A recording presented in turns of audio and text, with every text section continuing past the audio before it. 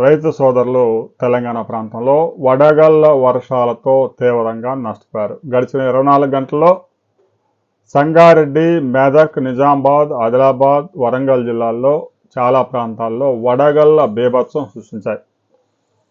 మక్కలు సాగు చేస్తున్న రైతులు, జొన్న సాగు చేస్తున్న రైతులు తీవ్రంగా నష్టపోయారు. కొన్ని ప్రాంతాల్లో మిర్చి పంట కూడా నష్టం వాటిల్లింది. కూరగాయల పంటలు కూడా తీవ్రంగా నష్టం వాటిల్లింది. ఇక మామిడి కాయ పిందె సైజు ఇప్పుడిప్పుడే ఏర్పడతా ఉంది. కాయ అందులో సగం రాలిపోయి కిందనే పడింది.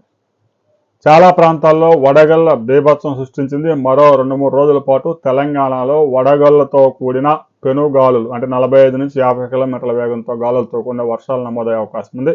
ఇప్పటికే వ్యవసాయ శాఖ అధికారులు కూడా హెచ్చరికలు జారీ చేశారు.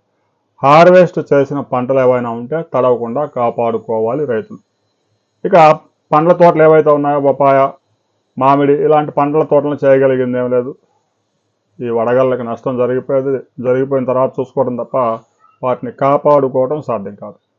మీ ప్రాంతంలో వడగళ్ళ వర్షం వల్ల నష్టం వాటిల్లిందా, అది ఏ పంటకి ఏ స్థాయిలో నష్టం వాటిల్లింది అనే విషయాన్ని కామెంట్ చేయండి.